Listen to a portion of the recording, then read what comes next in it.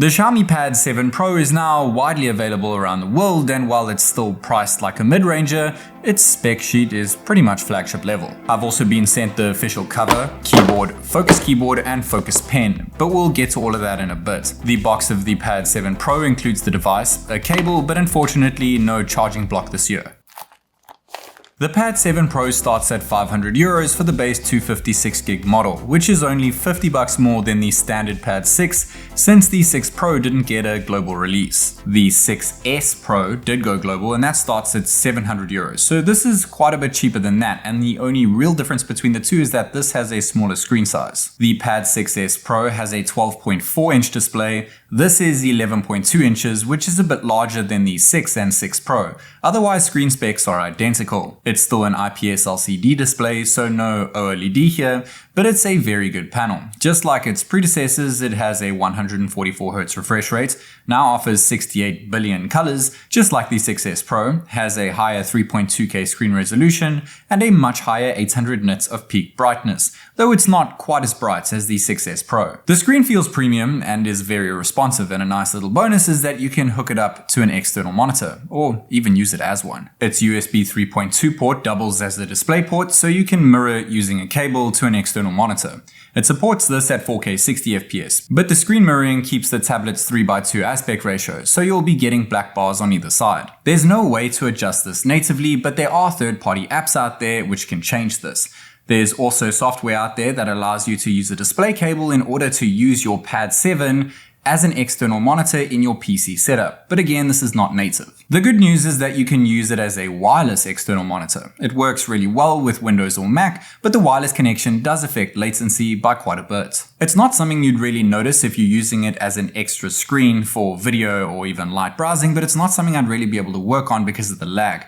I was really hoping they would add native wired support here. If you plan on buying one for school or work, then I definitely recommend one of the available keyboards. The first is just called Keyboard, and it costs €130. The pad magnetically clips onto it and connects with 3 pogo pins. The bottom of the pad then magnetically clips onto the base of the keyboard for a fixed 120-degree angle. Its 64 keys are spaced nicely and they have a premium feel when typing, but there's no backlighting here. The good news is that you can flip the keyboard section around the back, which deactivates the keyboard to use the tablet normally. And when you're done, you can close it up and it sticks to the screen with magnets, so it basically becomes a cover. And it's just as thin as a regular cover too. Then there's the more expensive Focus keyboard, which retails for €200. It has a bit of a lighter rubber leather finish, but it's a lot thicker when closed and it's almost twice the weight. Just like with the normal keyboard, it also sticks to the screen when closed up, and the screen also wakes up when it's opened. This one uses a very sturdy hinge which clicks into place and then can be angled at up to 124 degrees with stepless adjustments in between. This is Xiaomi's first floating form keyboard, and you have to appreciate the ergonomics.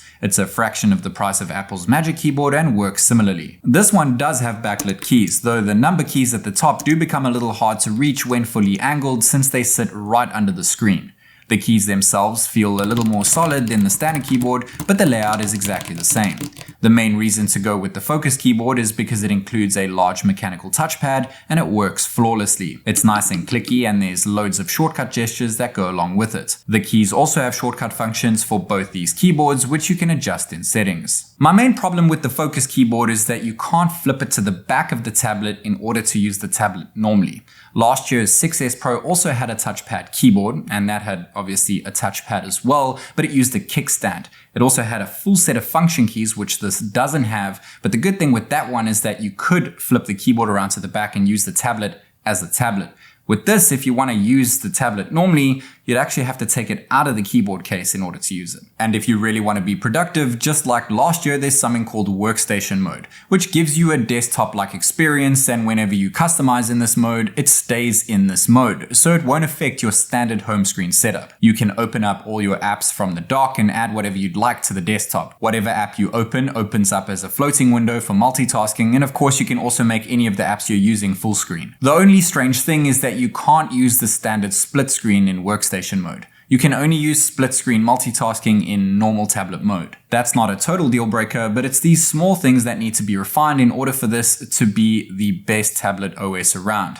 I have to say though, it's pretty close to it. Software is HyperOS 2 skinned over Android 15, and if you've used a Xiaomi phone, you'll feel right at home here. The main difference is that you get 4 apps across in portrait mode and 6 across in landscape. Regardless of the orientation, you can add 9 apps to your app dock, and it also shows 3 extra apps to the right, which are your recently opened apps. To add to the tablet aesthetic, you can also buy Xiaomi's Focus Pen for €100. It now comes in white, but it's the same as the one we saw launch with the 6S Pro, so it still has 8192 levels of pressure and 3 buttons. The spotlight button lets you use it as a pointer, highlighter, or remote shutter in the camera app. Then there's a screenshot button and a writing button too, which gets you into Mi Canvas and is used to switch between different brushes. The pen can magnetically clip onto the top of the pad, and there's also a €50 cover that has a magnetic kickstand and a flap which works as a holder for your Focus Pen. Other than the extra tablet accessories and features, software is similar to HyperOS for phones.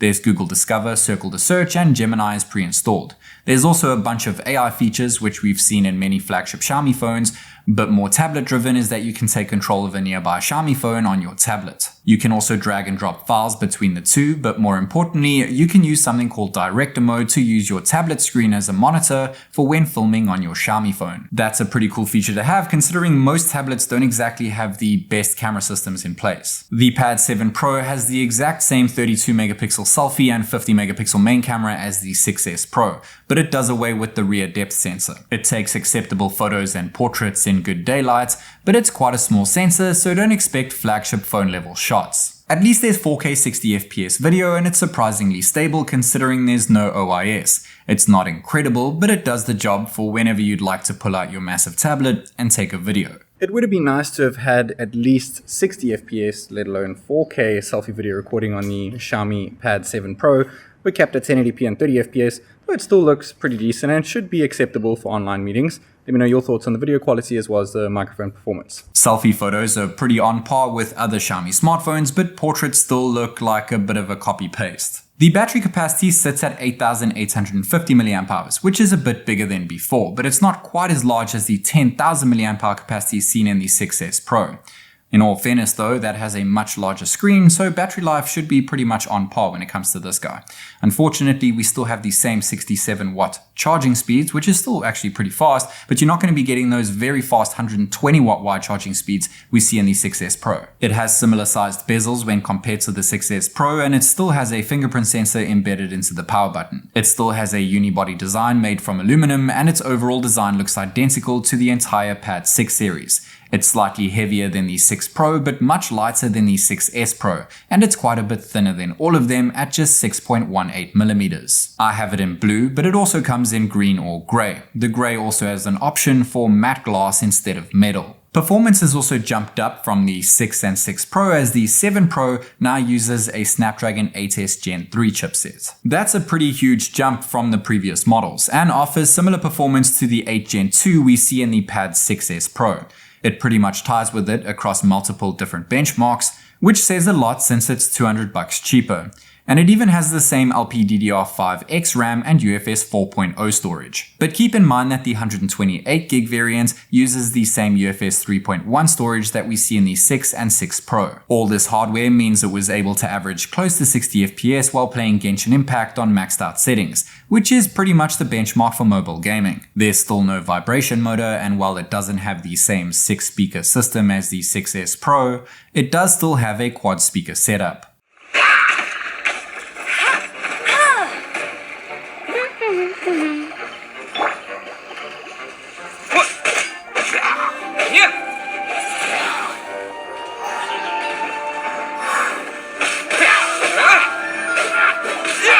I've kept comparing the Pad 7 Pro to the 6S Pro because that was the best tablet that Xiaomi ever released in the global market. The only real differences between this and that is that the Pad 7 Pro has a smaller screen and slower charging, but otherwise they're exactly the same, and this is €200 less. It's probably the best tablet that you can buy at this price point, and while it is really close to being a flagship tablet, we're still waiting for a true flagship Xiaomi Pad. As always, this is TechNick, and I'll catch you in the next one.